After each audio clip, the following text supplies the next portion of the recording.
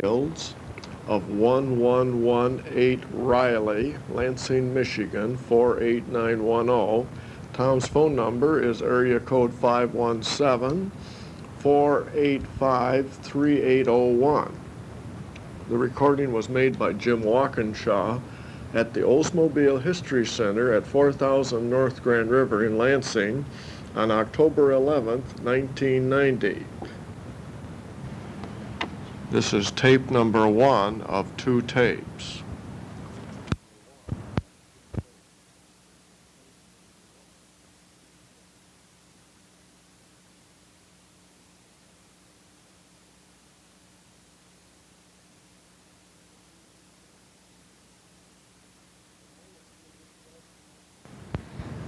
Tom, if you would just start perhaps with your name, address, and phone number for us, if you would. Okay, my name is Tom Shiels, 1118 Riley Street, Lansing, Michigan, 48910. Phone number 485-3801. Okay, and if you would then just go back to the point where you started at Oldsmobile, when that was, what you were doing, and so forth. Yeah. I started at Oldsmobile June 9th, 1941, and well, do I remember the first day that I came into the parking lot at Elm Street and drove, it seemed like forever, over bumps and potholes and everything else, trying to find a parking place. And I guess those conditions probably still exist some places today, but that's all filled with buildings now. But that was, in fact, I had to drive so far that when the war came along in the parking lot, that I just put me over the edge between an A and a B gas rationing ticket. So I was able to get extra gas for having to drive so far in the parking lot. Really? Right. That's a fact? Yeah, that's a fact. I'll be darned. Yeah. But my first job was in the employment office, and I worked for Harold McFarland, who later, well, he was next to he should have been vice president of personnel. Okay. Before he retired, but some politics, I guess, got in there or something. They brought in an outsider from the Harvard School of Business, and it was against General Motors' principles of not promoting from within, but for some reason Harold never got to be a vice president. But I had to open up the hourly employment office at 8 o'clock or 6 o'clock in the morning, and boy, there were some bad days there when I made first tracks through the snow from my home to the Olds, and sometimes couldn't even get in the parking lot. I parked on the street and moved in later when they got the lots cleared out. Where was the employment office? The employment office was in the basement of Building 60 at the corner of Elm Street and Townsend. Okay. And people came in, everyone that forgot their badge in those days had to get a pass.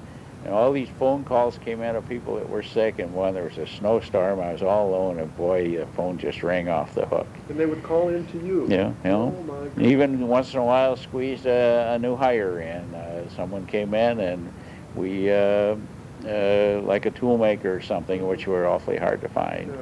And hired them, and somehow always seemed to make it. At 8 o'clock, the regular crew came, the full crew came in, but always the newest in the employment office had to come in early and open, dust the place off and everything else. When'd you go home then? I was supposed to go home at 3, but hardly ever did. We were so busy. That was the time the plant was getting out, in most cases. And so people were again coming in for the next shift and going home and had to stop with transfers and so forth. And so didn't always, lots of more times not than did got out after 3 o'clock. Okay. Was the hospital down there with you? Yeah, right adjacent to us. Okay. And we were real close to them, in fact, and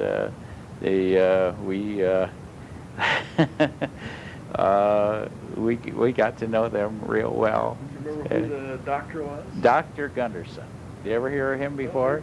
Yeah, Dr. Gunderson was quite a brilliant man. He was different, and he liked to study Spanish and things like that. He was quite a brilliant man. He had his own idea about things and so forth, but they were fun to work with. Leona Standish, that was the gal that married Bob Schoen. I guess they're divorced now, but she worked there in the office. Uh-huh. I remember one time Harold McFarland came in there and she was reading she was reading this accident report, and she said, "That can't happen." And Harold said, "What can't happen?" She said, "This report says this man cut his hand scaling a fish." And she says, "Whoever heard of a man cutting his hand weighing a fish?" Yeah. I remember the waiting room for the medical department there. There was a bench there, and it was and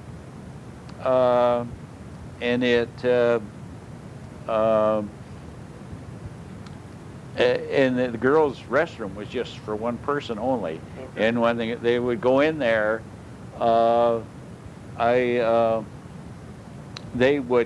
these guys sitting there could see these gals go in there, and they felt a little self-conscious about it. So I put in a suggestion that they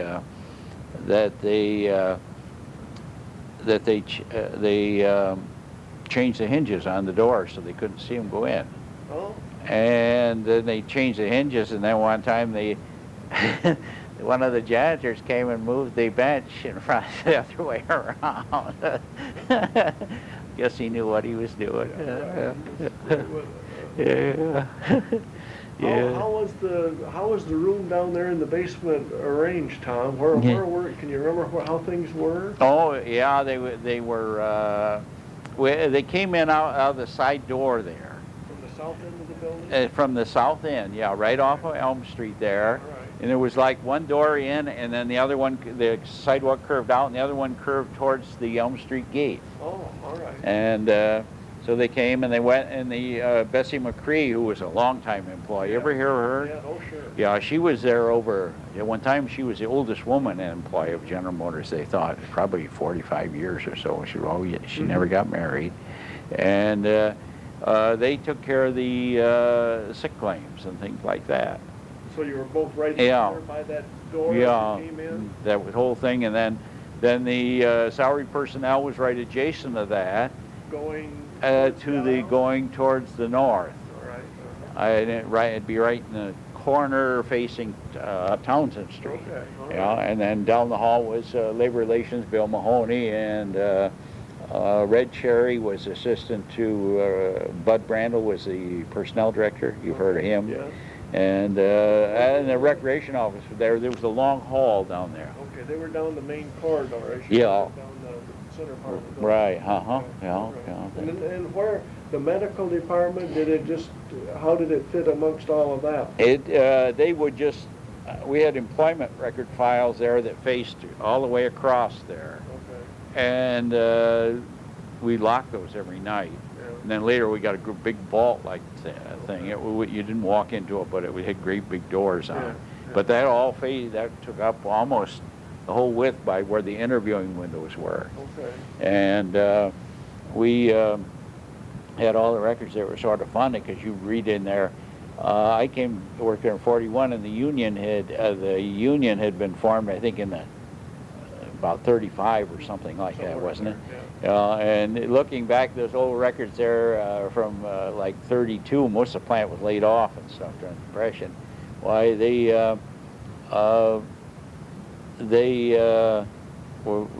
employees were making about 45 cents an hour, I know. Yeah. And that was considered one of the best places in town to work. Yeah. Even though they made more than anyone else, they got laid off in the summer. But I think unemployment compensation just about started to come, but some of that time it hadn't been in. But they still were better off. They made more money than people that worked in a grocery store or something like that. It was considered, and you paid for your own insurance. And they sort of co-paid, I think, on Blue Cross because it was group insurance. I remember this one fellow come in. We always tried to sign him up for the life insurance. They get $2,000 life insurance, but they had to pay for it. I don't know, maybe 40 cents a month or something. The one guy had about 8 kids, and I tried to sell him on taking this insurance out, and he says, What? He said, take that insurance out. If I die, my wife would have all that money, and she'd be running all over the country, like $2,000. You know, God, it was so ridiculous. Well, it was a lot of money in those Yeah, days. but she had a lot of kids too. He figured she still would be in utopia. Yeah, we hired a lot of people, and then of course the war came along on December 9th, Pearl Harbor, Right. and then things were real in disaster, and we had to stop making cars very shortly after that. And then we got an order to start up again, I think in January or February maybe, of 1942, but the cars we had to make were all olive drab, and they were a bunch that we made for the armed services. Oh, okay. So we had our company cars then lasted until after the war, 1946, before we got any new company cars, and did a lot of things. We hired people, and we were so short. I was in the service for a while, but when I came back, one of the things we were so hard up for people that we advertised on the radio and gave cards to our employees to give us the names and anyone else that would, someone that might be available to come to work for us. And boy, they kept crawling out of the floor and stuff like that. We followed up on these cards that were sent in. I remember we went out with this one farmer, and we asked him if he wouldn't like. Someone sent his name in. He said, "Gee, he'd like to." Just as we drove in, this great big truck of cattle drove out of there. He said, "Gee, I'd like to come and help the war effort." He says, "But I've never registered with Social Security. I've never paid any income tax." He said, "I'm afraid I'd get in trouble if I came to work for you guys." But you should have seen some of the characters that we hired. Used to fingerprint too. We fingerprinted everyone. The war? Yeah, we fingerprinted. Oh yeah, and Bill Wedge. You ever hear Bill Wedge? Yes, Bill is on tape. Oh, is he good? I was going to say he'd be terrific. Yeah. Well, we fingerprinted these people, and we some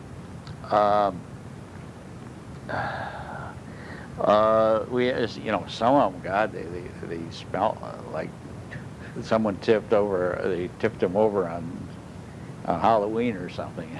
They just stink. But some of them I don't think ever had a bath. But anyhow, this one guy come in, and his hands were all crippled up like this. And so I talked to him, and I sent him in for a physical, and the doctor come back, and he says, "Well, this guy can't do anything." He says, "He can't even open his hands." He said, "What could he do?" And I said, "Well, just a minute." I went down to the janitor's room, and I got a broom, and I forced his hands open, and we put the broom there.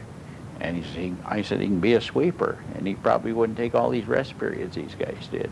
He said, "Okay, we'll hire him."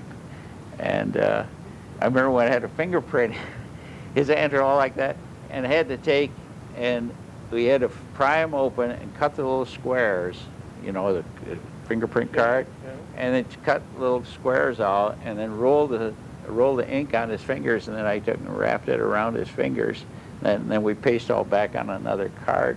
It's the only way. But we took some people that had never worked before, and I don't think they ever worked after the war, but some of them probably established themselves good enough that they finally found a job that they could do. But and women, we Yeah, never, especially about the women. we had before I came there, they'd had women, at the Olds and Fisher body, and then during the Depression, the idea was anyone that had one person work in the family, they shouldn't have man and wife working there, and so they laid all the women off. And the women, then they sued the Olds. Oh, did they? Yeah. Uh-huh. And I had to take some of these guys from the Olds over to the courthouse at Mason. They had a big case over there, and these guys on the way over, they'd tell all these things about these women, that were negative. And then they'd get on the stand there, and they'd shut up, and they couldn't get anything out of them. These women would all sit there looking at them, Yeah. and they would, and these guys were afraid to talk. And they won their case, but they didn't get back in the Olds. But during the war, when we were short of men, then we started to hire women. Okay. We didn't have married women working in the offices either. You got rid of all those too? The women, when one girl got married, when she got married, she quit. Huh. There were now I can't say that was true all the cases, but then women started to show up from salary. This was on salary mostly. Yeah. Of course, the women in the plant were all cleared out, Yeah. and then we had women and men. They got married and stuff because Sure. we would take anyone. We started hiring women, and then we bought them uniforms. The women got uniforms, Okay. and they were like coveralls. And some of them, I think it was the first new thing they'd ever had in years. And you'd see them wearing them all over town. And you would see, and of course they were making good money, you know, and you'd see these women with these uniforms on, and they'd have a fur coat on. Hmm. And you think, you know, what a contrast. And I remember going out, I used to check absentees. You know, someone didn't come into work. And I went out this one house, and gee, they had a dirt floor in the house. Could you believe this? Dirt floor. Dirt floor, and there were chickens running all around the place there and everything. And she had, did you ever read Smiling Jack in the comic? Yeah. Remember the fat stuff? Oh, yeah. The buttons were always popping off, and the chickens were always there. They'd swallow. Well, she looked like fat stuff there, and about every other button was off of her, and she didn't have any underwear on. So the only thing she had on her back was what we bought. And some of the silly reasons they had for not coming in were terrible. This one guy, we used to have a place called Tobacco Road. You know where Dagwoods is out on Kalamazoo, Yeah. going towards Michigan State? Yeah. Well, on the south side of that was a lot of old houses, and some of them, he'd go out there, and the guy, when he laid on his back there, he had air conditioning. The roof had holes in it. You could see the moonlight or the daylight. And this one guy, he went out there, and I had to go. It was like football practice at Michigan State. They had all these tires out there, and you had to go through all these tires to get to his house. He had junk and everything thrown all over his yard. And just as I knocked on the door, and as he opened the door, a chicken came out of the house. And he didn't open the door, his wife did. And he had a pail there in the living room, and he was taking a leak in it. And he said, is this all right? Okay. And he said, we wonder why you weren't into work today, George. And he says, come out, and he points out here. And I said, what are you pointing at? He says, that tire. God, he had about 30 tires out there. He said, what's wrong with it? He says, I had a flat tire. And I said, well, why didn't you take a bus? You only live 2 blocks on the bus line. He says, me take a bus to work? I'd never do such a thing as that. Like, that was below his dignity. Oh, we used to get so... We did some things we couldn't do now. Like some guy, you knew darn well he was goofing off, Yeah. and we would take and leave a note on the door there, almost telling him, trying to make him feel ashamed that our boys were overseas, fighting for peace and world liberty and all these things, freedom. And here he's out goofing off and stuff like that. Paste the door right, the side of the door and things like that. One old guy there, he's a tool maker. Is this stuff too much? No, sure. One guy was a tool maker, and he didn't come into work. And boy, tool makers, we really need them. And I went into his house there, and he lived in a garage in the house, but he did have a lavatory there, but he didn't have any bathroom. And he said, well, the wine bottles thrown all over the place. And, well, he didn't come into work because he needed to shave. And I said, come on with me. And so I took him down to a barber shop down there in South Washington, you know where those stores are. And I think there were 2 barber shops down there. I took him in and I gave the barber the money. I said, give him a shave and I'll pick him up in a half hour. And so God, I come back about 5 minutes later. I had a hunch he was going to try something. He was trying to get the 50 cents out of the barber for the shave. But oh God, we really had some cases. One of the fellows was he was ROTC out of Michigan State. He was really a militant, and he was in the ROTC, and he was subject to being called any time. But when he was checking absentees, and he would go to terrible extremes. He followed during deer hunting season. He followed this guy way up to Cadillac, and he found him in the woods up there. The guy had a shotgun in his hand, and so Gene said, "Well, he pretended he didn't tell him who he was, and he left." And when he came back, of course, they had a reprimand waiting for the guy because he was off without authorization. And when he found out Gene was the guy, he said, "If I'd known that, I'd have shot you right then and there." But we had a lot of fun. I had a great big file of all these absentee checks. I said, someday I'm going to write a book on this because we really had some juicy stories there. I imagine you would. Yeah, oh, God. Did you have to check everybody that was... Anyone we got a call on, we checked. So the supervision would call you guys and tell you so didn't come in. Right, and then we'd give it to labor relations too, because they'd write reprimands on the guys and things, and especially during the war, it was important these guys be to work. This one guy was a barber. A lot of guys took jobs just to stay out of the service. Oh, I see. And he was a barber, and so he wasn't coming into work half the time. So I knew where his barber shop is, and I went out there one day. He's out there. His business shop, his barber shop open as usual. I think he opened 3 days a week or something. And I told him he's going to have to come into work. And he said he couldn't. I said, well, give me your badge. You're all through. So I'd leave him. He said, I'd like to give you a shave sometime. Mm-hmm. Right. There were a lot of cases like that. But you in essence fired the guy right on the spot. Yeah. You could do that. Yeah, right. We could check guys after working hours, too. Where today, if someone's absent and you don't check them between, like, their hours are 7 to 3, if you don't check them between 7 and 3, if you checked them 5 minutes after 3 and you found them at a bar, that doesn't count because the guy got well after 3 o'clock, and so he went in the bar, we had a lot more liberty than we did now. And of course, during the war there,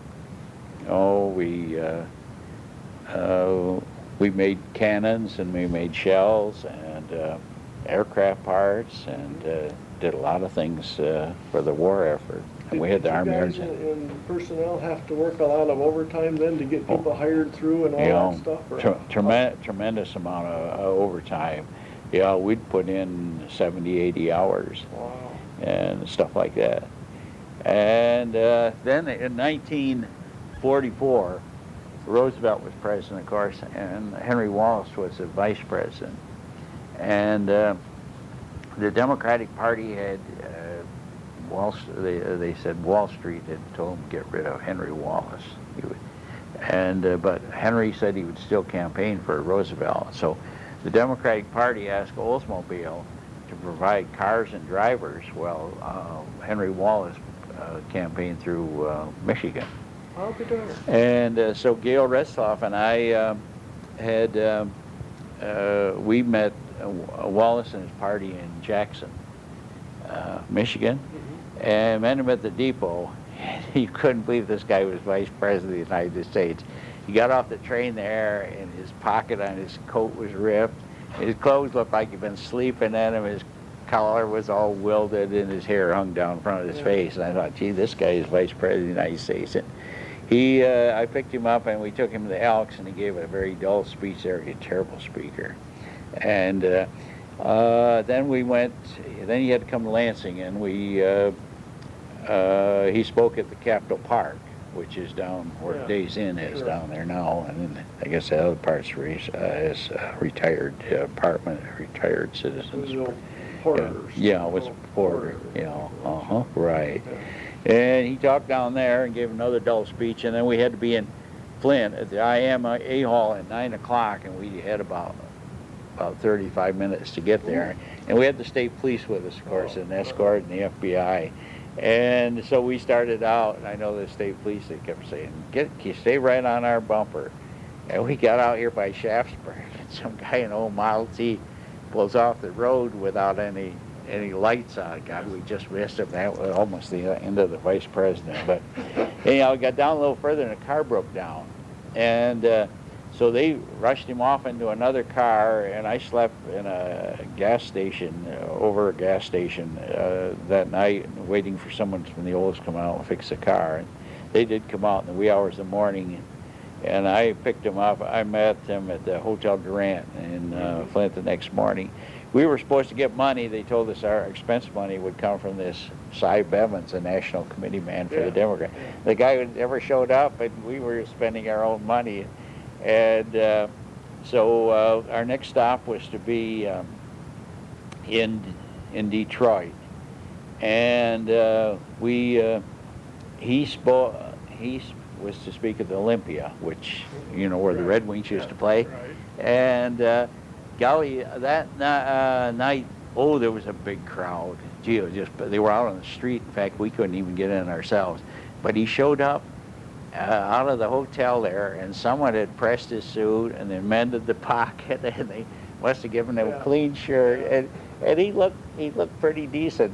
Yeah, a little bit more. And the guy got to hear him in the car. You couldn't believe this guy is vice president. I think, he just. But anyhow, and so that night I stood out there on the curb by the car, and there were people waiting outside, and I think that'd hold about 15,000 if I remember right.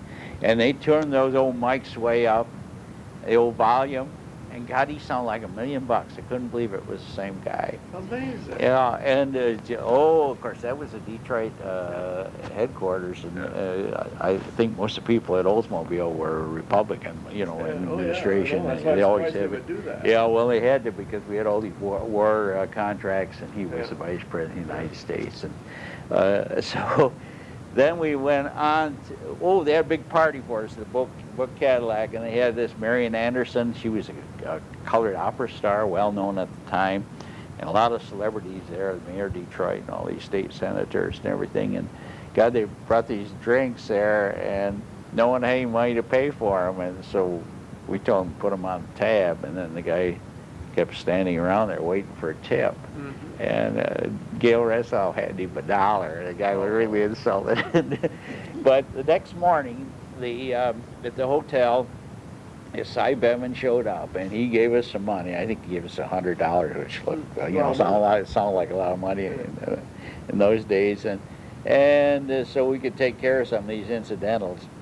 And then things started to really go. And so then he had to speak out to I think it was the Red Fox out to Birmingham, and he spoke to the press out there, and everyone was falling asleep, the same old dull wall, yeah.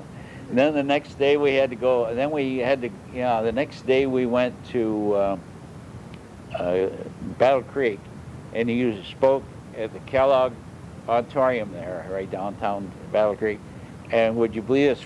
12 people showed up to hear the vice president. 12 people. Yeah. 1,000. God.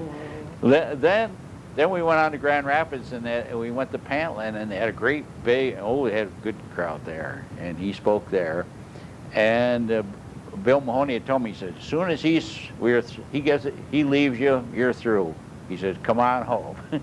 So we went on to Battle Creek, and he spoke at the high school there, and we put him on a train and left. And I came back I had Cy Bevins with me, the Cy Bevins and his secretary. And got back to Grand Rapids, and he said, boy, he says, I'm just sick. He said, I don't think I can go any further. He said, can you stay the night here, and you can have the suite the vice president had. He said, and I said, God, I'm supposed to get back. They told me to come back. I said, he said, gee, God, he said, I just can't make it. He said, you can have that suite. And he said, I'll buy your meal tomorrow and stuff. And I said, well, I hate to leave you here sick. And so he and his secretary took the room across the hall, and I got this presidential suite. Well, cigarettes were real hard to get in those days. Okay. And got in there, and there was this great, I didn't smoke, but they're great big, not, I don't mean a carton like this, I mean a great big carton, you know, whole cartons of cigarettes. Oh, It said from the boys in 319. And I thought, God almighty, I've got made with all these cigarettes. So I took them down, I put them in the trunk of the car. I hardly slept that night. I thought, gee, you know, that was just like chocolate bars in Germany or something. and in the morning I met him and his secretary in the restaurant there, and he felt so much better after that hard night. Yes, Sleep, right. illness, and so forth. And he... And we got out to the car, we got our luggage and got out the car, and I finally said, hey, I have something I should tell you. Someone left a great big box of cigarettes in the room for you. And they didn't really have his name, but I knew they weren't for me. Yeah, right. And he, oh, God, was he elated about that. And so I took him back to Detroit. Let's see, where did he live? Down Birmingham. And got to let him out outside the gate there. He had a great big high stone wall all around the place, beautiful place. Left him outside. I didn't drive him up the door. And he thanked me so much, and he gave me, I think it was $20. He says, take her out to dinner. And so I...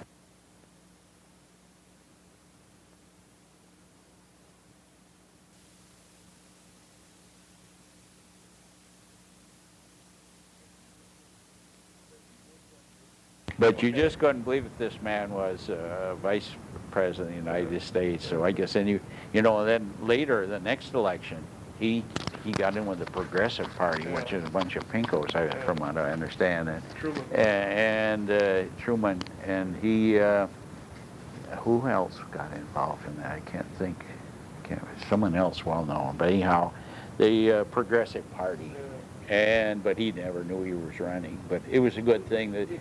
It was a good thing that he didn't run again, because he would have become president, because Roosevelt died, you know, after shortly after the start of the fourth term.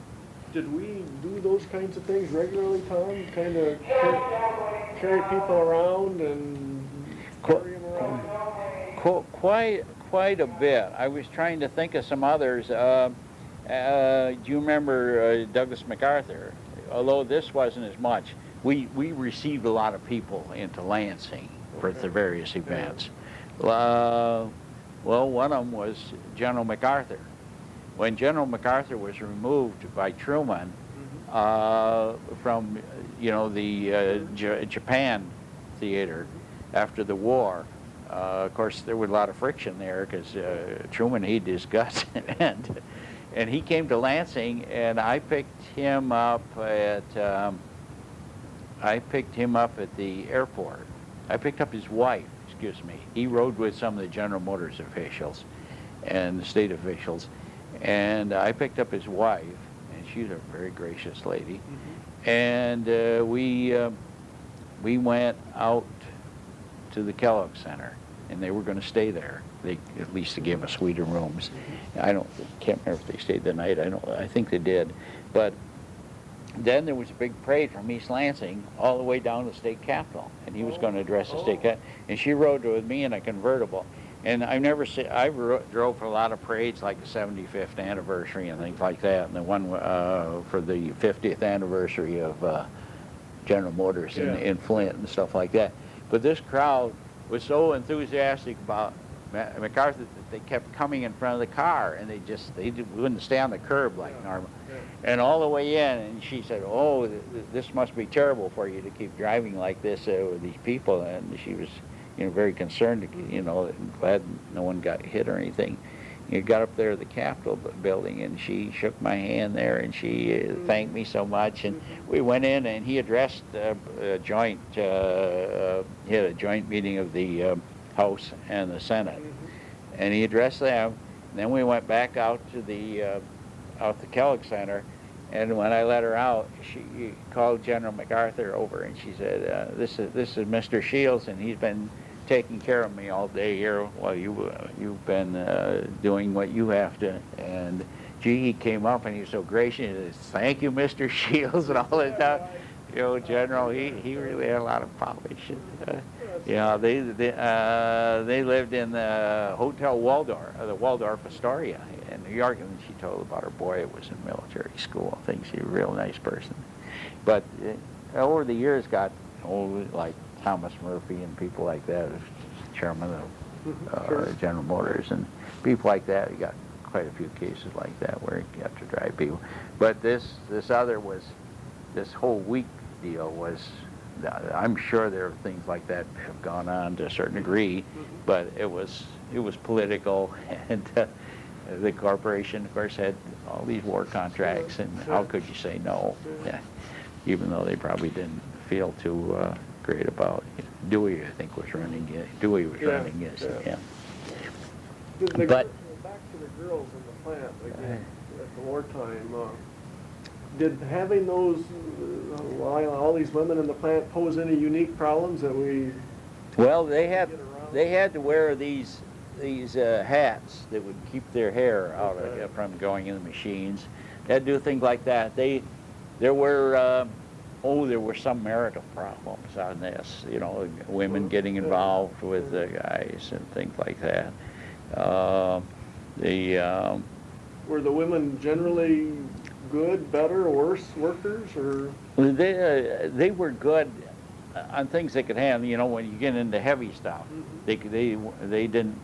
We avoided that. We wouldn't let a woman lift over 28 pounds, I think it was. Okay. So if you got into the heavy stuff, you know. Yeah. Yeah. Do you want to shut that off a minute? Remember, we had a foreman who. He got involved. We had all these Army Ordnance inspectors. We not only inspected the military goods that we made, but also the Army Ordnance did. They had the final say on it.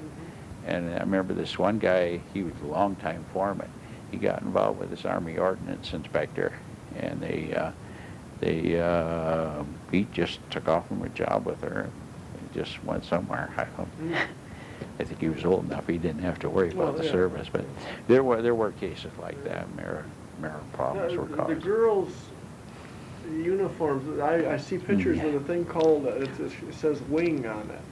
Yeah. Do you remember that? Yeah, and whether they worked on the things that. Or was that? That had. I'm trying to think. Whether they worked on the things that had to do with the Air Corps or not, I can't tell you. See, it seemed as though, in the information I found, that everybody that was a woman was called a wing. Yeah. Doesn't ring a bell. It doesn't really. And I ran across a recruiting office down in the Michigan Theater. Yeah. Right.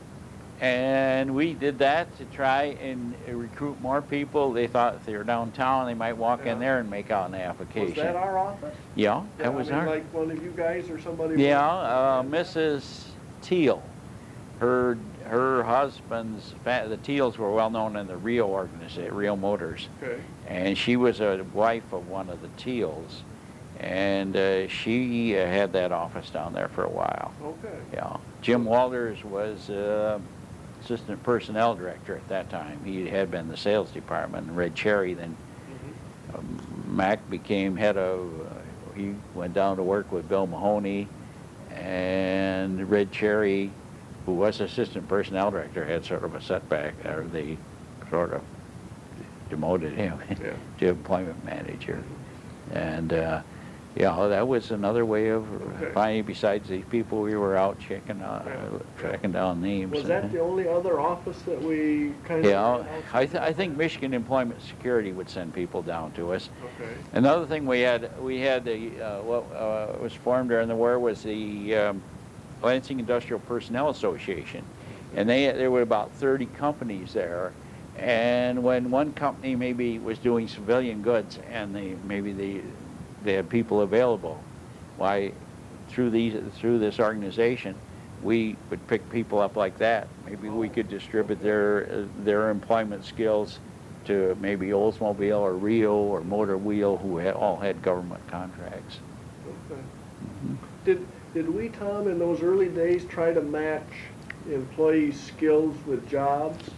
Yes, I think we did to a great degree. Women were good in packaging. We had a lot of women in packaging, like they were packaging small parts that we made and things like that. Okay. And they were better on that than the men were, because and that was true in when we made civilian goods too. Mm-hmm.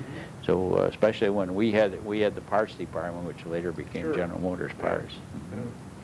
Yeah. Did the parts organization must have stayed going all through the war? The plant itself shut down. Yeah. Is that what happened? Every so often we would get, I think we got authorizations that we could build so many parts and things. So we were making some parts for the parts department. Yeah, and we kept, because they wanted to keep the cars running. That was part of the war effort. It was, like they retreaded tire. We didn't do it, but the tires were retreaded, and there were a lot of things that were reworked or retooled and things like that. And we had our dies yet, and so we could, so we were able to make some parts and so forth to keep the cars on the road. Because here there was almost a period of, about 5.5 years there that no cars were built for civilian use. How about I see pictures of a lot of signage in the plant and brochures and things that were handed out kind of to help the war effort. Yeah, so to speak. Yeah. Where did all those materialize from? A lot of that was with the help of the government, like keep them flying and stuff like that, those old sayings. I think a lot of that came out of Washington and the slogans and so forth. Okay.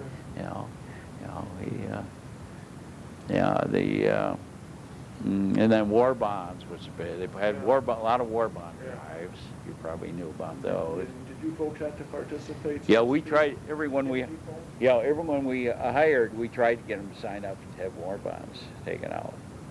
When the war first started, there were some people that were conscientious objectors, and they would. And like this one fellow was an Indian, but he wasn't Amish, but he was similar to Amish.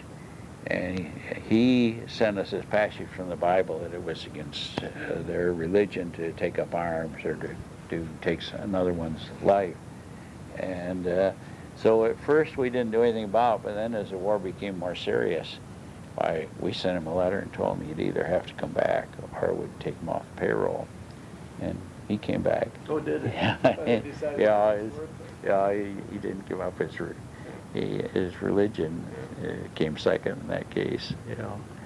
Then there was a big transition. The war ended, a big transition, and the boys started coming home. And now, how did you handle those people as they came back? Well, they had a military leave, of course, and they had rights to the job, and that did affect some people. Is it rights to that job that they went off of? Or a comparable job, comparable rate. And then we... so you actually ended up having to get rid of other people when these people came back? Yeah, that's right. And then another thing, and we did have a big cutback in 1940, I think it was 46, we had a 119-day strike, Yeah, that was a big GM strike. That was the longest we ever had, Right.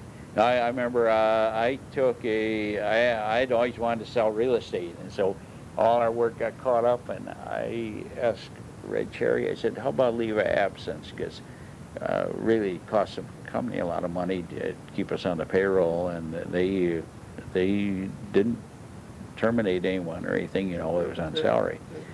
And he got an okay for it, and I got a leave of absence, and I got an extension. And then things were just starting to go good in the real estate business, and they strike it. They told me I'd have to come back or quit. So I gave up the real estate. That was a good thing because financing was getting hard, money was getting tight, and so forth.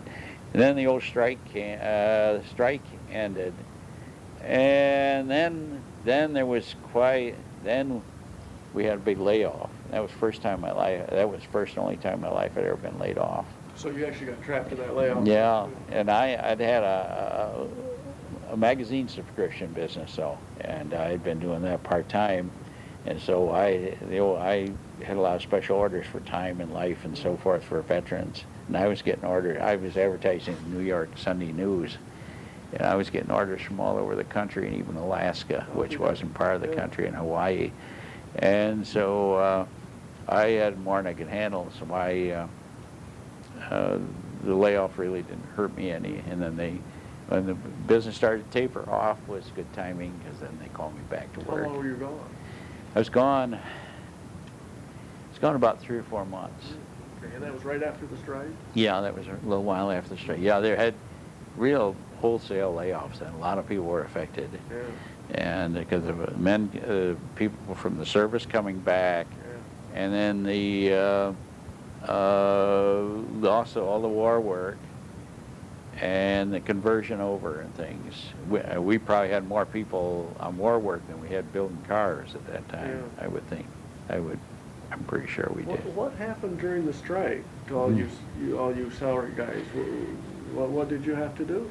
There was a lot of work to catch up, a lot of records and things that had just built up, and it took probably a month or so, maybe more than that, in our department to get a lot of that caught up, and then it was starting to really get slow. Were you able to get into the office okay? Yeah, although the company had also reserved rooms down in the Hotel Olds in case there was going to be a lockout. But I think they got, if I remember right, they got an injunction, and but that was sort of a ace in the hole in case they couldn't. And a lot of records were moved down there to the Hotel Olds. So things like that might be necessary, like insurance and in case of emergencies and so forth. But you guys ended up working right there in Building 6. But we never had any trouble getting in, no. Okay.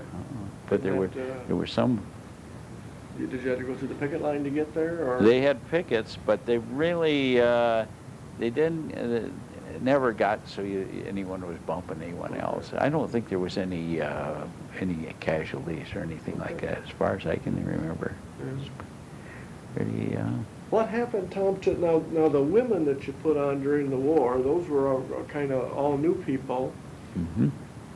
And as the guys came back from the war, were the women then also booted out, so to speak? And those that didn't have enough service, but. There was a number of them survived, didn't get laid off, and I think most of those that did eventually got back. I don't think too many people's seniority ran out. And at that time, it seemed like if you were off, it's either 6 months or a year from a layoff while you lost your seniority. Oh. But then later they wrote this contract, you could be off equal time to the amount of seniority you required at the time of layoff. Oh, okay. So if you'd been there a year, you could stay off a year. Yeah, right. But I think before that, I think it was a standard either 6 months or a year, if I remember right. Yeah. Okay. So now after the big strike, and then what kind of happened? Well, then we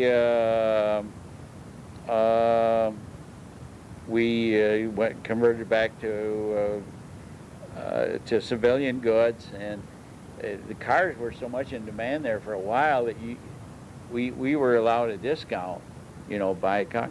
But after the first car, about 46 or 47, they said, hey, we're getting so many orders here, we can't take care of them. And so people then, according to our amount of service, they said, you can't have another car for a year and a half or 2 years. And they had that for a little while. And then they got caught up on our orders, Henry J. and Kaiser all of a sudden weren't selling great, and there was sort of a recession. Yeah, right. And then that went on, and then it was you buy a car every year, and then eventually they made that.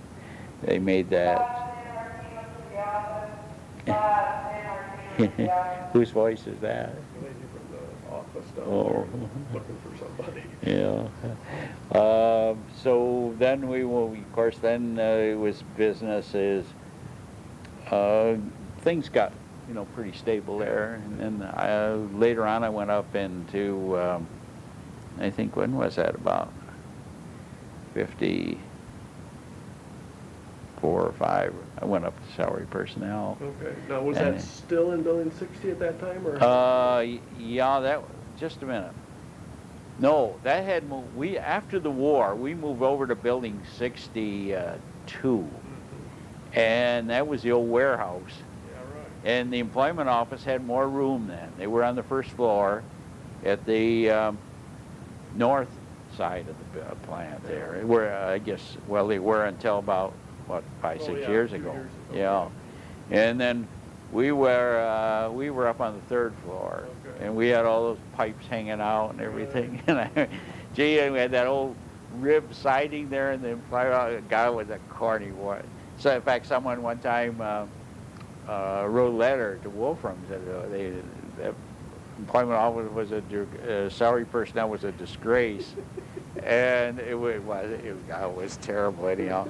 And old Wolfram, I think for the first time in his life, came over and looked at it and walked away. But after years and years, they put some acoustical tile on the. That was really something, watching plant engineering put that on there. They had one guy, it was like, it takes 3 men to take and screw in a light bulb. Yeah, right. That's how they put that tile.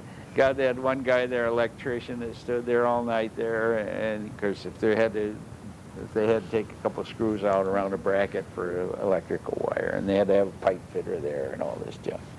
God, that thing went on for about 3 or 4 years. We finally got a little better offices. And then they did a real good job. Eventually, better, but of course nothing like they got over here on Waverly Road. Now, what did you have to do now that you became part of salary personnel? Job involved, of course, hiring different kind of people. By the way, when we were in hourly employment, sometimes we would hire over 100 people in a day. 100 people? Like on a Saturday, we just devote the whole day to taking hiring people, for some big job like assembly line production was going to go up and things like that. Take me through what a typical, how a guy hired in, what would happen to a guy? Mm-hmm. I arrive at your place. Yeah, we thought we had better quality employees than most of the divisions. We tried to check people out before we hired them, like reference checks, Yeah. which today would be very hard to do because of civil rights and all these roadblocks that they have. Yeah. But we had good sources, including our Industrial Personnel Association. Okay. We could call them up, and we really get the straight dope. Where if they were talking to someone they didn't know, why they might say everyone was okay. Yeah. But someone would apply for a job, and if they worked there before, we check. Did you have a big form for You them know, to fill out? mm-hmm. It's 8.5 by 11, 2 Yeah. sides. Yeah. And we talked to them and find out why they left their last job and how their attendance was, and So you interviewed every person? whether they're married or single and living with their wife and things you can't ask, and and how many children, and we wanted to know if they had a good work record, why they left each place, Mhm. and how they'd get to work. And did they have a car? And we would write down 68 O's or whatever it was. And then they had to go through the physical course. Okay. And then they were on probation. At one time it was Did you 90 days, and then it was 60 and 30 days. Did you get people that were rejected because of the physicals? If they were turned down the physical, we didn't go any further with it. No. It was surprising. Some of those guys, the jobs they'd done were so manual. Like Ron McDonald, remember him? Yeah. He was later he was general in charge of the Michigan National Guard. Yeah. He had a fellow out there that by hand dug the hole for a swimming pool for him. And the guy worked like a mole. And Ron told me, he said, boy, he's a good worker. And so I said, yeah, we'll hire him. So sent him in for the physical, and doctor turned him down on back trouble. Because Here the guy, God, he never played the Ron or anything, but boy, back trouble was one of our biggest pains. You know, some guy would come in there into the medical department, and he'd say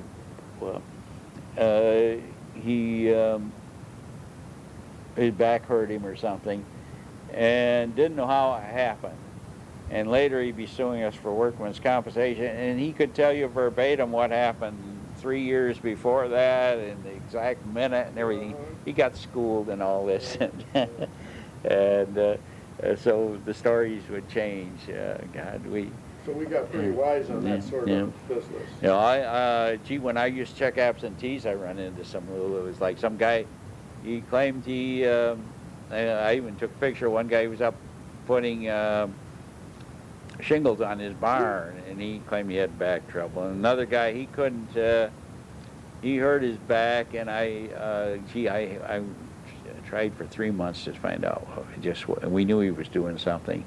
And one day he come in to pick up his check, and you know, I grabbed the car keys and I followed him downtown, and as soon as he got outside the Olds, boy, his old tempo really picked up. I parked the car downtown and tried to follow him. I couldn't. So one day I was coming back from Ann Arbor, and I thought, I guess I'd go down by his house. I went down to Shiawassee, and darn if I didn't see him walking there, and he had this kit in his hand. And so I followed him downtown, and he got in the 300 block of North Washington. There were stores down there. And he goes in there, and he takes off his coat, he gets his kit out, he starts lettering this window. And so I called public relations to get Bob Woolhouse. You remember him? Sure. Yeah. And Bob wasn't there. And so I called, they were out here on St. Joe. Leavenworth, yeah. And what's that guy's name? Roger Betcher? Yeah, Roger Betcher, yeah. And he came out and he took his pictures of him. And when the guy saw us taking pictures, he put up his fist like this, you know, and so we thought we really had him. So we took it to court, and the guy his back didn't hurt him or anything. And gee, we had these pictures and everything, and they forgot to date stamp them. Oh, no. And they threw it out. Oh, I saw him years later, and he never owned a car, to my knowledge. And several years later, he came.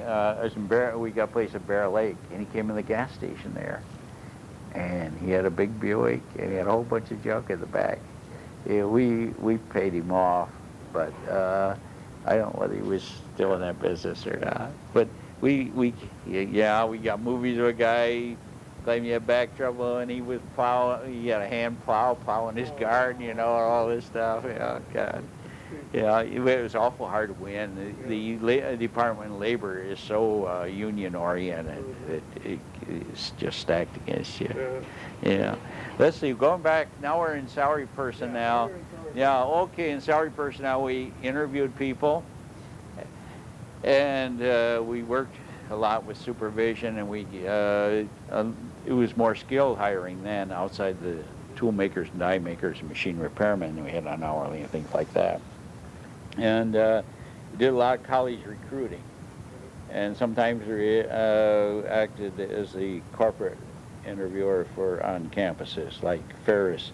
When I started going up there, I was the only GM division going up there, and eventually we got so many people out of there, especially in our county department, that I told the corporation about it, and then they said, well, why don't you be the corporate recruiter up there? And we'd had as many as 16, 17 divisions would come up there, and they were all happy with it.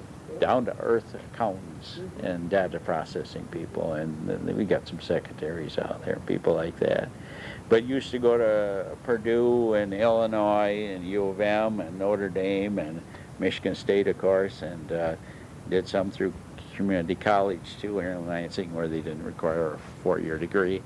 And went to Wisconsin and the University of Missouri at Rolla and some of those schools. And we met a lot of people in the corporation. In fact, Mike Zameen, who is now personnel director, met him when he was recruiting for one of the GM divisions a number of years ago. But that was good. I liked that work. Went out. Excuse me. Did we test salary guys? We did at one time, Okay. and then they threw the tests out. How come? Well, it got into technicalities and things, and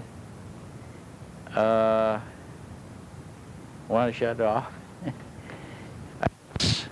The tests were good, but didn't really. I think some people that we sent out for interviews, when the supervisor saw the tests, he was so influenced by the tests that he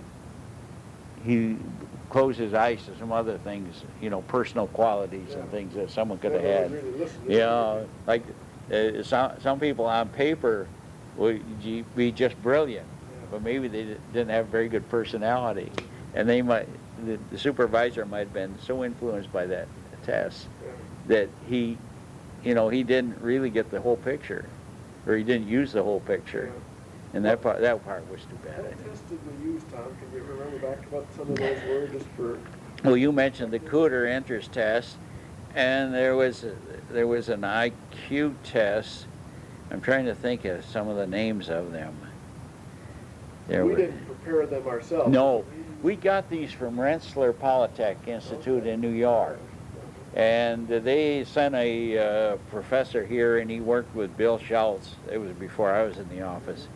He worked with Bill Schultz and Harold Good. And I'm trying to think, was there anyone else? I think it was mostly Harold Good and Bill Schultz on perfecting, these tests. And then he stayed with Oldsmobile there for a couple, 3 months, I understand, and made sure that he monitored the tests to make sure they were being administrated right. Our Roberts used to give them.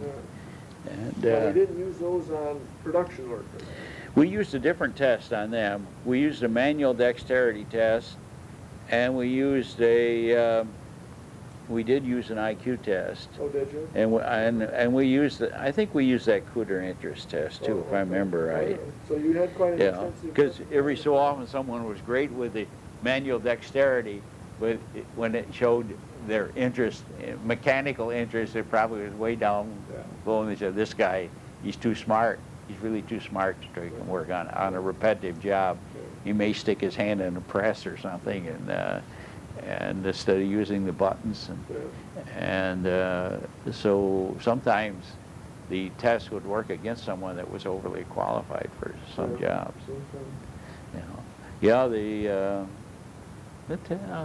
The tests had their merit. When we were hiring people back in those early days, I remember people mentioning a lot of family members, fathers and sons and daughters and grandfathers, all had worked at Oldsmobile. Was that used at all as a consideration? Before the test, a lot of people got jobs because their fathers and their relatives did, and there were ethnic groups too, like in the paint plant. There were lots of people that were like.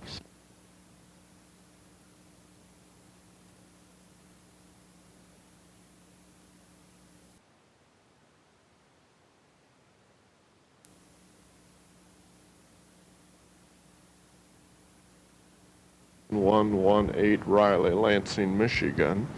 The recording was made by Jim Walkinshaw at the Oldsmobile History Center at 4000 North Grand River on October 11th, 1990. This is tape number 2 of 2 tapes.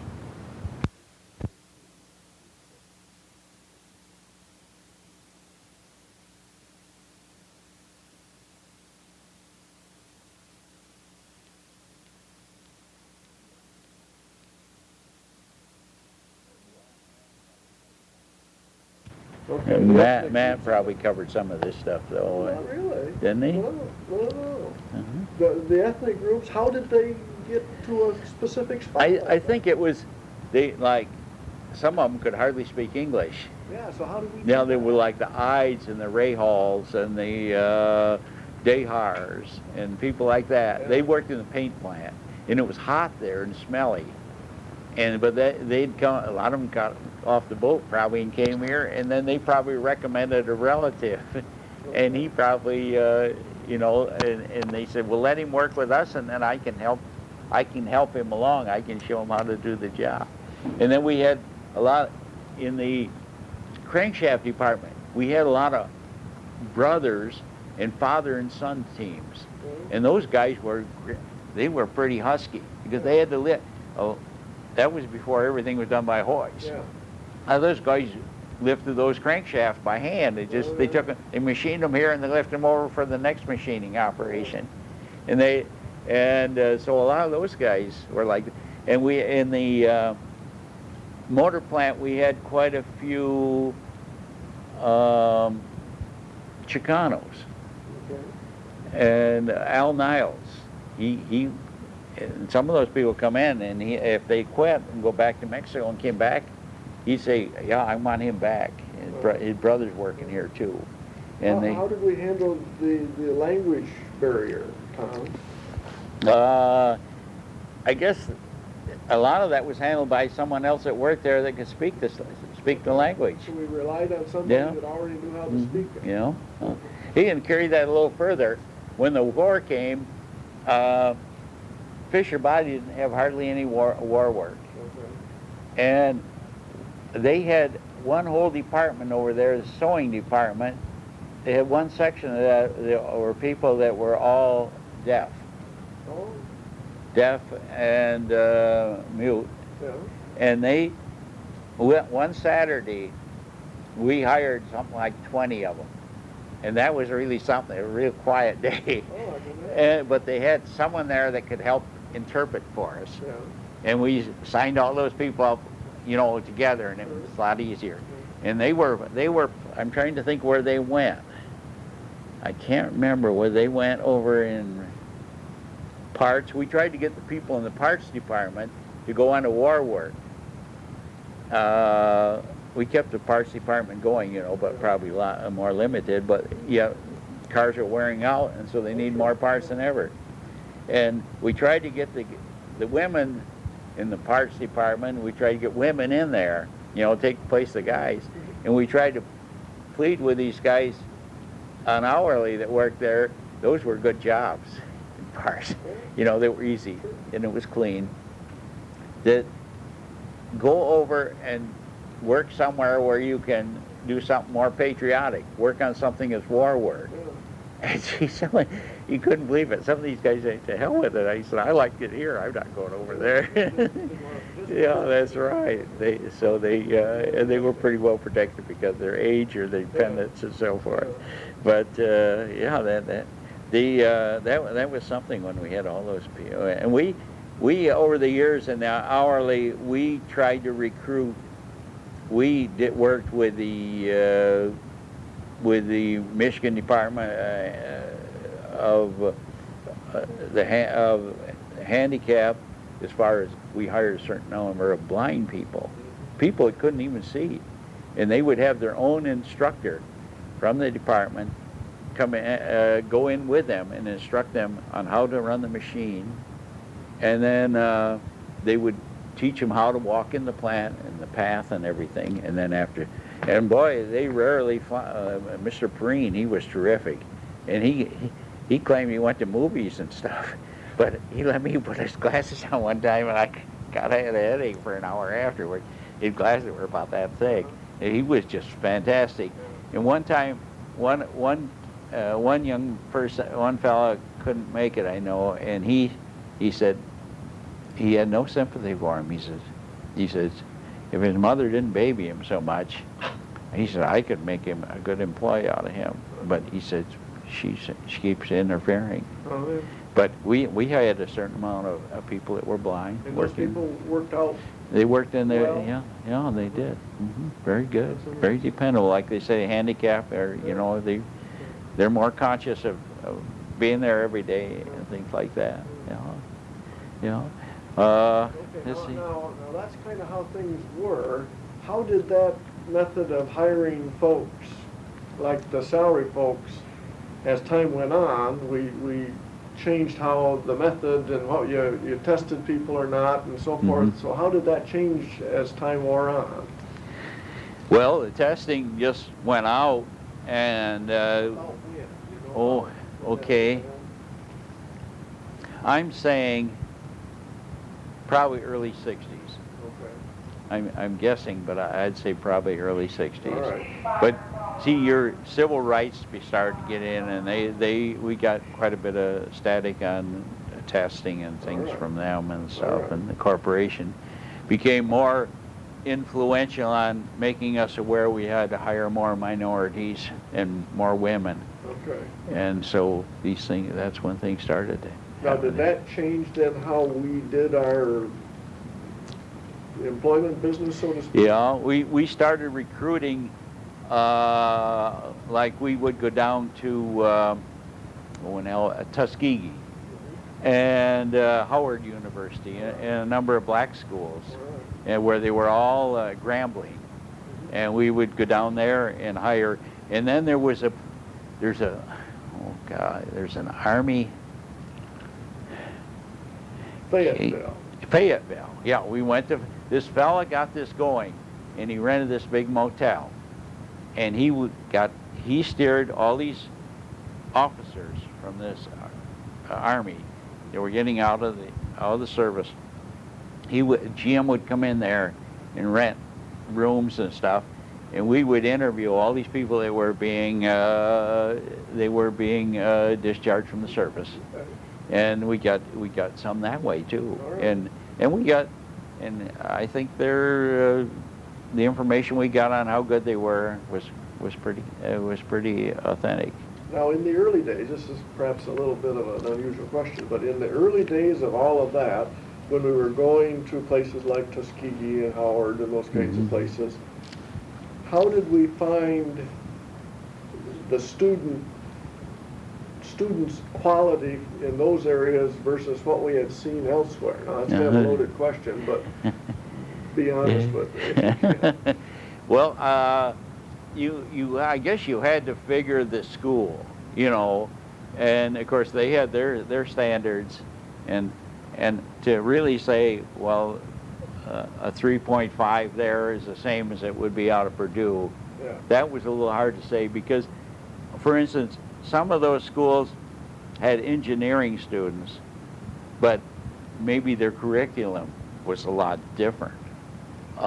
Maybe they didn't have as much math, and then plus they had difficulty with hiring a good staff because their faculty, when they had outstanding people, these schools didn't have the money to pay them as much, and so they were lured away from the other schools like Michigan State's trying to get these people too. It's just like industry and stuff. They were all trying to steal everyone else's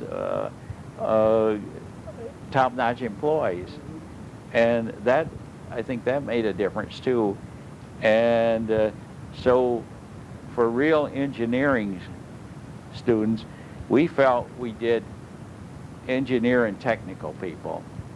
We thought we could do better by going out to Michigan State or Illinois or wherever, tri-state, and because the quality of the faculty it was money. Yeah. Actually, they could lure better people, and that's the name of the game. And so their credentials were higher, and so you could get that minority student from there, and you had a way of checking his 3.5 against someone else that was more competitive. Yeah. So I guess that would. Did we kind of then move away from the? We still worked with them because they were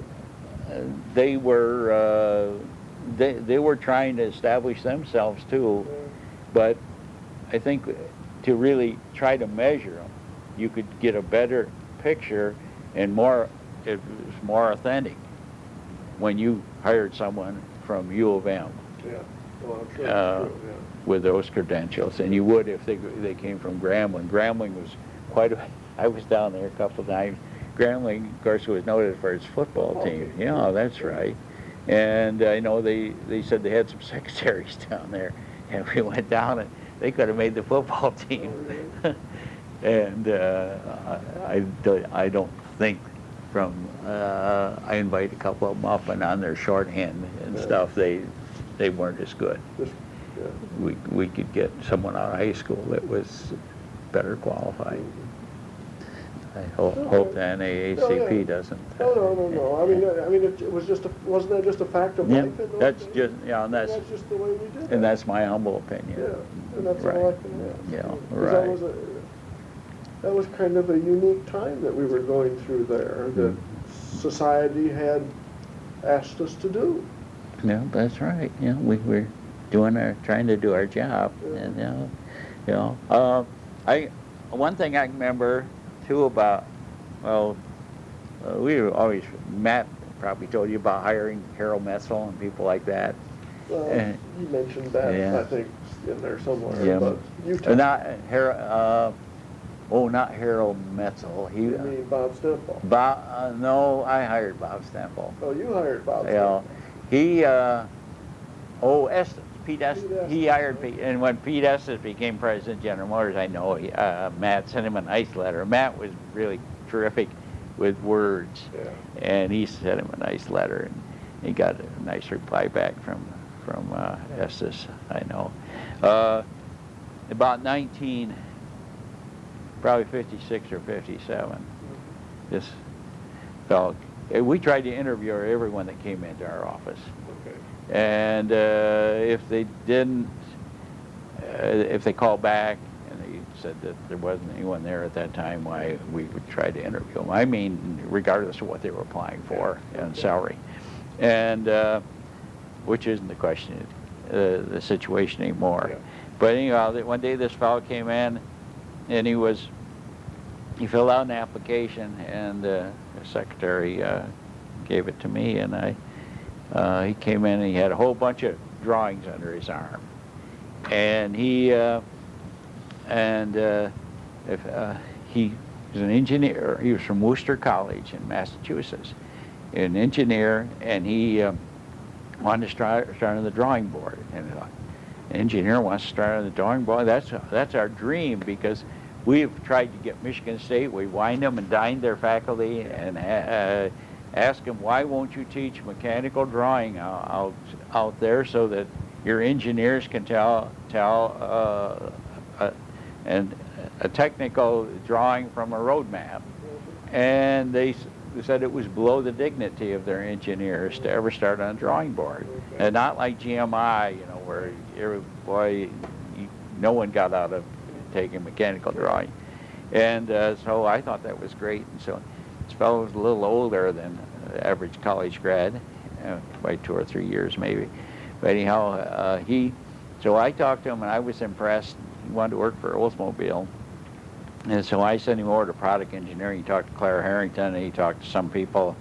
Probably Harold Dolph and some guys like that were in the drawing section and design area.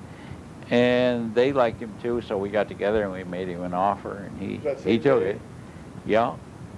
And he was there all afternoon. And so made him an offer, and he accepted, and came to work for us, and he come all the way there from Massachusetts. Paid his own way. Well, we never went to Worcester, but we were out on all these other campuses, and we paid their expenses in, and wined them and dined them and all. And this poor guy, he comes in there, I probably even paid for his money in the parking meter. But as time went by, the Tornado, of course, hit the market in '65, and he had worked on that. And so front-wheel drive was something new for American cars. It hadn't been one since the Accord. And so he was asked to go to all over the country, explain the Tornado, and he went along. And he went down to Purdue, and he talked to the Engineering Society, and they kept him there. He wouldn't walk out on people, And he was there till 10:30 at night explaining things to the students about the car and everything. He went down to Tri-State, and they kept him for several hours down there. But he just so devoted and everything. And the new cars would come out when we used to use the Civic Center, and it's called Lansing Center, or yeah, it's the Lansing Arena now. Yeah, it's hard to keep track of it. And he'd come down on a Friday night, and he'd look at the car, and he'd get down on the carpet and look under it, and he'd have his wife with him, and he'd come down Saturday, and he'd look at it again. I used to be with the car. We had the announcement shows. I used to work with it, and so then he'd come down sometime on Sunday for 3 days, and here he'd been working on that car for years, and just like he'd never seen it before. I want to make sure it was made right, and that was Bob Stemple. And if Bob Stemple probably came in today and filled out an application, the gal would say, put it on that tray over there, and that'd probably be the last they ever hear of him. But he's just a terrific guy. And fell out of the woodwork. Yeah, you know.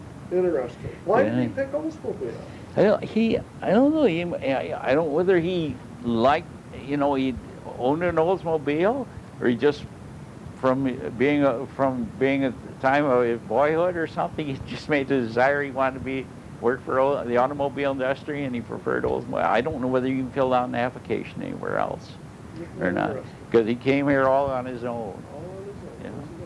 And we would hire a lot of Easterners, like from Michigan State and other schools, because not too many Easterners ever want to come to the Midwest. They don't like to leave the East for some reason or other.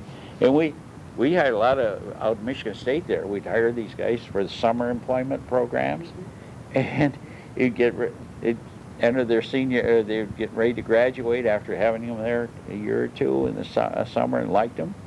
And they'd invariably say, well, gee, I like to work here awfully well, but we want to live back in the East. And their living location was more important than what they apparently, unless they were just feeding us a line, I don't know. Of course, we paid, it was good money working there even summers. Sure was. Yeah, but over the years, we met a lot of interesting people and did a lot of things, and got to go a lot of places, and had no regrets. I worked in last several years before I left. I worked in education training as a supervisor of the tech students and the co-op programs and things. And we had a lot of real good young people there, and that was always interesting. You sat on the boards, I think, didn't you, for a reviewing board for accepting some of the students? And so we like to have the input of the people that we're going to hire them. And I was looking at some pictures of GMI students that I took down by the, you've been down with the monument to R.E. Olds down here off of Kalamazoo Street. Yeah, we had some pictures there of some of the students there that took in 1979, I think it was set on the slides there. And, but 1980, August. Yeah. And have no regrets about ever working for Oldsmobile or General Motors, and always said they did real well by me, and glad to say that I was here. Who was your best boss that you had during all that time? Well, Matt Campbell and Bill Shiels were both great. Harold McFarland was. Red Cherry was an unusual person. He was a former football player. He was a ball player. He was all-American football and basketball and baseball player, I understand, at U of M. He might have been 9 letters or so. I saw pictures of him in our house organ. I think it was my Oldsmaker or something. Where he was playing ball. Yeah, my doctor, he was my doctor, Dr. Bauer. He was R.E. Olds' doctor, too, by the way. And in fact, he didn't especially like R.E. Olds. He told me a story one time. He says, R.E. Olds, he was quite a ladies' man. Oh. And he ran around with this gal downtown here, and he said Style Shop was the place to go for women's wear in those days. And so he he went down there and he ordered her a mink coat, and by mistake they sent it to his wife. And so he had to go out. He'd promised this gal it, so he had to go out and buy her another one. You know, and when they had the what was that? Couldn't have been the 75th. I don't know whether R.E. Oldsmobile lived alive Well, then. he wouldn't have been here, but he would have been here for the 50th. Was he the 50th? Yeah. I think it was the 50th anniversary. We went out to the airport, and there were a bunch of GM officials coming in, and he said that it was the old airport. Yeah. There, you know, you went around the other way there, and they had the Skyway cafeteria. Dick Vance ran it, and he sat there at a table by himself, I know, and he ordered his lunch, and I remember the gal brought it when he left. I looked, and he left her a dime. Yeah, but what else would I gotta say about? Of course, the dime was worth more then Yeah, too. well, sure, Yeah, but sort of surprised because of it. But God, what was it? Oh yeah, my doctor. He went to U of M, and Red Cherry was there, and he died in the wool U of M fan, of course. And he told me he didn't like Red Cherry either because Red was playing basketball, and that was in the days, you know, the score was 12-8. Yeah, I know. Very low. 9-15 Yeah. and stuff like that.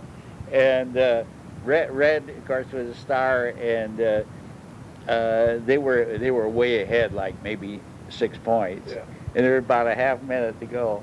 And Red gets the ball under Chicago was in the Big Ten then. Yeah. He gets the ball under the Chicago basket, and he hands it to the Chicago player, and he says, "Shoot it."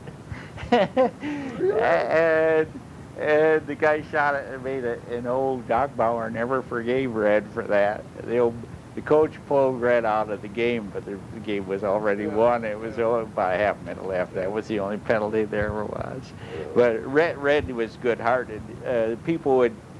We used to go up to his cottage there. He called us the painters because when he built it, we went up there and we painted it. And but he'd always have us up there a couple of times. And Red liked to cook more than he did to fish, so he'd cook while we went out and tried to fish. But he every so often someone would come in and they'd stolen a whole bunch of junk out of the plant, and they got religion, and so. This one guy, God, he had all these bags of nuts and bolts and junk, and he brought them all in. He left them with Red. Red thanked him, and when he left, he called Plant Protection, told this guy to turn their stuff in. They wanted to know who he was, and he wouldn't tell them. You know, the guy had remorse. He wasn't like the guy that stole the stuff and built the car one at a time, built a car one piece at a time. But Red did a lot of things, but he never asked for any thanks for it. You know, he was a good friend of Mike Minnow's, and Mike and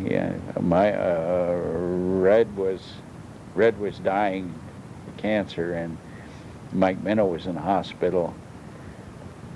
And they told him he couldn't leave. He wanted to go to the funeral home. And Mike got his clothes out of the closet and went over there. And he was going to see his buddy, but they were real close friends. Red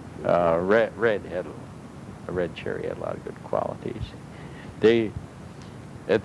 Way back when, I guess it was probably in the 30s or so, the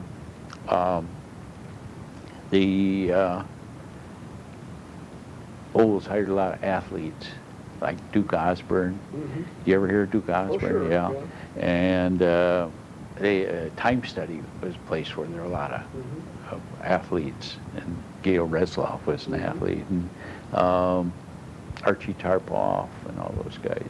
Archie. So they actually hired people that could play ball? Yeah, because see, Red was manager of their state, or their softball team won the state championship a couple times. And they had good girls softball too. you ever talk to Jerry Radke? Yeah, she doesn't want to come talk to us, though. Oh, doesn't she? No, she's another one of those that won't talk. Is that right? Yeah, isn't that disgusting? Yeah, she could. Gee, she worked for Red, and she worked for Brandel, Yeah. and she worked for 3 or 4 general managers. Yeah. How about Tom Hendy's wife? Can't get her either. Janet Carlton. Well, or Janet. Yeah, Hendy. Janet. Yeah, Is she that won't right? come either. We've had Tom Hendy, but his wife won't come. Isn't that funny? They're disgusting. That's just how the women are. Did you ever talk to Dorothy Snyder? No, I haven't talked to her. Don't know what kind of condition she's in. She worked for Mahoney, and then she For a long worked for time. Cutler for a Yeah, while. Yeah. She was over the. But Cutler, Right, after for a while. Cutler got in, he wanted someone else. And she might be bitter. Yeah. Well, I think she was kind of fading, so to speak. Oh. Gee. So that was. It's funny, isn't it? Yeah. We've tried, but. Art Radke, would he talk to you? I haven't asked Art, Oh. but I suspect he might. Mhm. We can only do a couple guys a week, so to speak, Mhm. because it's just too many to try and, because you got to put it in the computer and it just takes so much time, so Mhm. we don't try and, and Yeah. there's only the two of us doing it, so it goes kind of Sure. slow. Oh, yeah. Yeah. God. Well, what else, Tom, can you think of that you'd like to share with us that we've Oh, God. God, it covered more than I thought I would here. What do you think, in all of that time that you were here, what was probably the most interesting time that you had? I never had time to do everything. I put in a lot of casual overtime. Gee, I wish they'd write me a check for all the casual overtime I got. God almighty. But I never regretted it because the work was interesting, and it was. They have such big staff now, Oh, yeah. and one thing, tried for years to try to let us hire contract help, because it seemed like I could never go on a vacation comfortably. Now this would sound more like the bitching than what I liked about it. I really liked my job, or I probably wouldn't have put so much time in on it. But they really had a hang up about hiring contract help, and tried to get them to do it, and it seemed like every time we had to I was getting ready to go on vacation, someone called me about an hour before and wanted someone for Monday, and we had to take it. This was so complicated. So we had to find someone to be interviewed. I'd come back and call people on Friday night, and then I'd leave notes. Matt always said copious notes too, when so-and-so was coming in, or if I lined them up because it was someone they had before. I had a lot of temporary help working for me, like Mary Lamoury and Joan Sandin, some of those that they were really great, but never had enough of them. They didn't like to have us have them either, which made it tough. But then you have to take, if you sign those people up before you left, you had to sign, even though they're going to work there 2 weeks, you had them sign all these cards for insurance and all this stuff, which they weren't going to get or anything, and payroll said, you got to do it, and all that, you got to have them sign everything. They were so darn technical, sometimes you should break the rules. Had to do it right. And so we had to go through that whole damn thing with them and stuff like that. It was, well, a lot of, not bragging or anything, but I probably, I was in salary personnel maybe over 20 years. I probably hired 85-90% of the people that were hired on salary. How many people did you have in the department during those times? That's what gets you.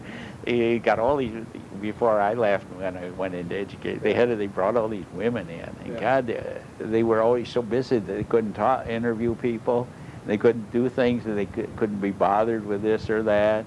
And if where if we were out on campus and we interviewed someone and we invite them in, we met them then.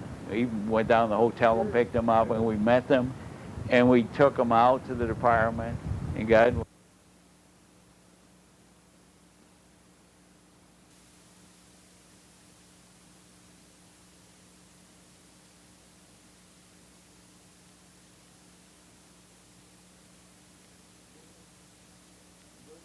Okay. They wouldn't even come out and say hello to them or anything after they invite them in, and they'd just call the department and say, send someone over to get them. Like I think Dick Black used to come over and give him. And they'd take it and turn the whole thing over to the department and got the expense account and everything. The girl would, yeah, they never got them back to the airport or anything. They let someone else do it all. And we tried to be personal about this, you know, and if you invite someone in, you always thought you should do the whole thing. But that part, and they had so many more people working there, and you couldn't figure out what they were trying to do, because I'd come over there once in a while and ask them something, because everything has changed, and God, they act like they were so rushed they couldn't talk to you, but you didn't know what they were. They had these papers on there. Yeah. No, I had papers on my desk all over the place. I probably pretty sloppy. God bless this mess or something. Yeah, that made me feel pretty good when the chairman of the board of General Motors had that sign on his desk. God bless this mess. Yeah, it was Murphy. Yeah. Well, then, Tom, when you first got in salary personnel, there was you and Matt and Raleigh Person and Bill Schultz. Raleigh Persons and Bill Schultz. So Yeah. there were 4 you guys. Yeah. Raleigh really took care of training programs mostly, though. GMI guy, wasn't he? Yeah. Yeah. He but I did practically all the recruiting, and every so often I'd get some help, and then there'd be a cutback, and you'd lose some, and stuff like that. But you must have a secretary or two. Yeah, well, I always had, I couldn't do it without a secretary, Yeah, I had my own secretary, yeah. But and then sometimes I'd have another student or someone help me too. But that's why I put in so much casual overtime and stuff. There was never, I had pink slips all over the place there trying to phone calls and things. But I guess I really like, you see, like you go to the announcement show or something and say, yeah, he hired me, and then the girl would come up and say, well, you hired me too. And we had the announcement, or that business meeting down there, and the people working on the tables there. In fact, some people remind me that I hired them. Well, you can't remember everything. Yeah, but I would say with the people we hired on hourly, gee, this is just a wild guess, people hired on hourly, which was, high volume. Yes. And then the people that hired on salary over the years might have hired, as this sounds bragging, but I don't think it's too far off. Probably hired 10,000 people. It's a lot of people, Tom. But, like on of course there were other people in hourly employment too, but some days we hired 100, and probably of those might have interviewed and hired just in one day 25 or 30, and you start multiplying that by years and stuff like that.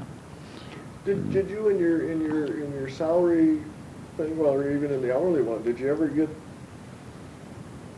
some superintendent or somebody call and say, I've got my son or daughter or Joe Schmuck that we need to hire, take care of it, that kind of thing? Did that go on much? Yeah. They didn't really tell you to hire them, but, they'd ask you if you could interview. Oh, most people were nice. So you weren't leaned on real hard? Yeah, not really, no. Okay. Once in a while, someone from higher up, you would hear Bill Schultz would come in or something, say so-and-so's we're going to hire daughter Murphy's boy is coming in here. And yeah, once in a while, someone would show up on a Monday morning. Product engineering was pretty good at this.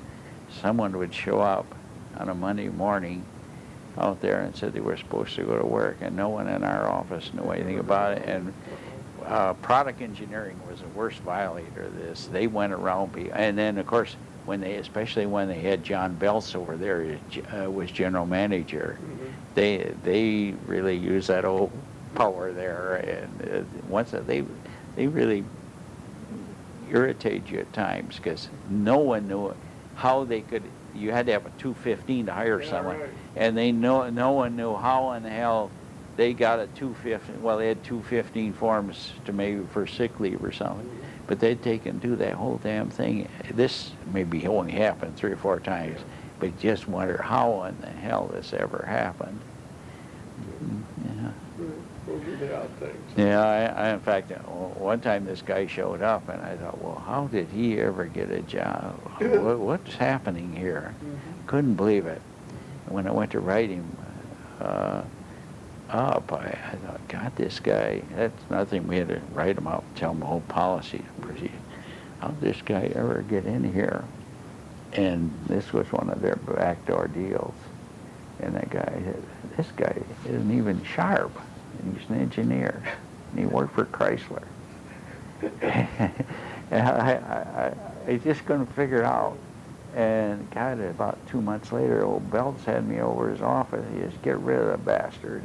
Oh, And yeah. all of a sudden, they just gave someone over there pulled something, and I don't know how it must be. I don't know if it was friendship or what.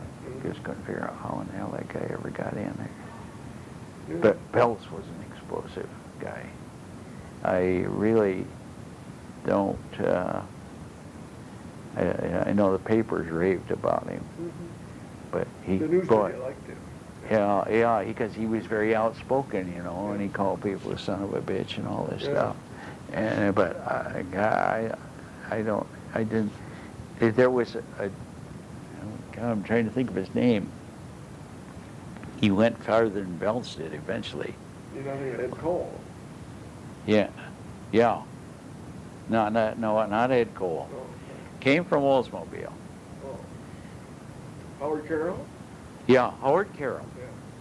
Howard Carroll would sit in their staff meetings over in product engineering, and John Belts would eat that guy out and embarrass him to no end. Right in front of a whole bunch of Yeah, and all in front of all of them. And Carroll didn't say anything. He was too much of a gentleman. And these guys would come over they were in the staff meeting and tell me they just felt sorry for him. That poor guy, he just humiliated him. And this, and then they rave about Belts being such a brilliant man. Maybe he was, but I think he got a lot of attention because he was so outspoken more than anything else. That the press likes that stuff. But Carroll got to be what he was. chairman, or vice chairman. Vice chairman, yeah. So you don't have to be that kind of person really. But there were a lot of different kinds of people there. Yeah, I never thought Wolfram. I'd see him out to speak, but he was always looking straight ahead. And and he wouldn't speak to anyone. That was a pretty general idea. One day I got in the elevator over there in 60, and he said, "Hello, Tom." And I didn't know he even knew my name. And he smiled and asked me how I was, and I couldn't believe it. I came back and I told Shiels and Campbell, they said, you're kidding. He said, he doesn't speak to anyone. That was the first and the only time he ever did. I drove the car for his son's funeral. I drove for, I had Murphy in the car for Belts' funeral. DeLorean showed up in I think a Corvette, if I remember right. But all these GM executives were there, and he didn't sit with them. He came by himself, sat with him, and left. He wasn't working there either. He was working for GM then too. I think he was head of Pontiac or Chevrolet then. Murphy was in the car I was in. We were going to Evergreen Cemetery, And Murphy was telling this story. I was listening to him, and what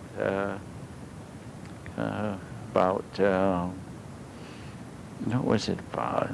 New Orleans clam chowder. Anyhow, I listened to that, and we got in the cemetery there, and I must have went one way and the procession went the other. All of a sudden looked and there were already cars in front of us. Oh. And finally had to catch up, finally caught up with him, but he never said anything. Yeah.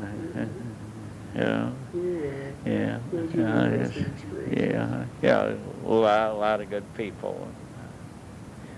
I guess I told you about seeing Ed Gerke down there, the market. Well, I guess that's about it. Think we covered it, Tom? What? You think we covered it? I think so. Okay. Well, No, I haven't got 4 hours to talk, but. Well, you did a nice job.